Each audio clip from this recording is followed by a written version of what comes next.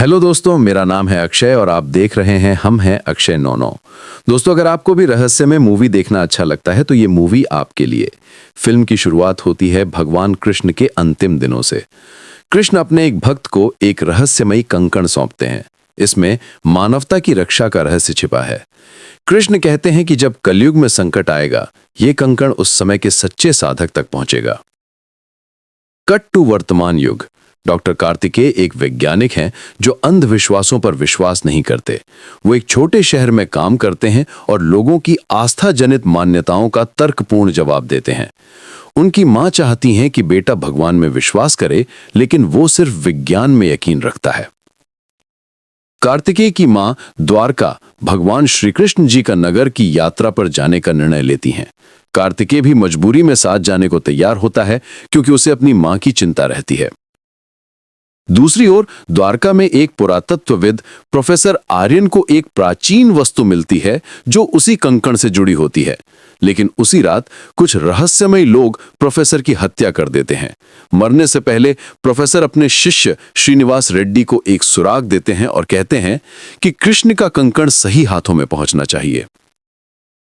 कार्तिकेय जब द्वारका पहुंचता है तो वो श्रीनिवास से मिलता है। श्रीनिवास को लगता है कि कार्तिकेय ही वो चुना हुआ व्यक्ति है जो इस रहस्य को सुलझा सकता है। कार्तिकेय पहले इनकार करता है, लेकिन धीरे धीरे अजीब घटनाएं होने लगती हैं। एक मंदिर में अचानक हादसा होता है और कार्तिकेय उस स्थिति को वैज्ञानिक ढंग से संभालता है। लोग उसे भगवान का दूत कहने लगते हैं और कार्तिकेय अब इस रहस्य के पीछे की सच्चाई खोजने लगता है कि कृष्ण का कंकण आखिर है कहां। यहां कहानी में आती है अंशिका। अंशिका वो एक शोधकर्ता हैं और श्रीनिवास की दोस्त। अंशिका कार्तिकेय की मदद करती हैं और दोनों साथ मिलकर कंकण की खोज में निकल पड़ते हैं। एक गुप्त संगठन अबद्ध इस कंकण को पाने की कोशिश कर रहा है क्योंकि उसमें शक्ति और ज्ञान का रहस्य है। वो लोग कार्तिकेय और उसकी टीम का पीछा करते हैं। एक रोमांचक चेस सीन में वो मुश्किल से बच निकलते हैं। कहानी में प्रवेश होता है डॉक्टर दत्तात्रेय का। वो एक इतिहासकार और कृष्ण भक्त हैं जो कार्तिकेय को आध्यात्मिक दृष्टि से समझाते हैं कि विज्ञान और आस्था विरोधी नहीं है। उनके संवाद बहुत प्रभावशाली हैं, विशेषकर जब वो कहते हैं, विज्ञान ये बताता है कि चीजें कैसे होती हैं और धर्म ये सिखाता है कि क्यों होती हैं। कार्तिकेय, अंशिका और श्रीनिवास कई देशों में घूमते हैं, भारत, ग्रीस और जॉर्डन तक। वे प्राचीन नक्शे, मंदिरों के शिलालेख और कोड डिकोड करते हैं। प्रत्येक जगह उन्हें कृष्णकालीन संकेत मिलते हैं। टीम को पता चलता है कि कंकण असल में गोमती नदी के पास एक गुफा में छिपा है, जहां प्रवेश केवल शुद्ध मन वाला कर सकता है। अब संगठन भी उसी ओर बढ़ रहा होता है। गुफा तक पहुंचने के लिए कई जाल, पहेलियां और खतरे हैं। कार्तिकेय अब साइंस के साथ साथ श्रद्धा का भी सहारा लेता है। वो कृष्ण के उपदेशों को याद करता है और मार्ग पाता है।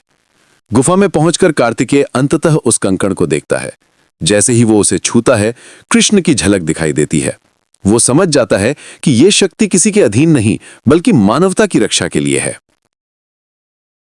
गुप्त संगठन का नेता कंकण हथियाने की कोशिश करता है, लेकिन उसी क्षण वो विनाश को प्राप्त होता है।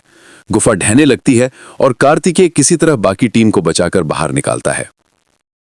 कार्तिकेय अपनी मां और श्रीनिवास को लौटकर बताता है कि अब मैं मानता हूं भगवान हैं और हर रहस्य में उनका अंश छिपा है। वो कंकण को सुरक्षित जगह रख देता है ताकि भविष्य में उसका गलत उपयोग ना हो सके।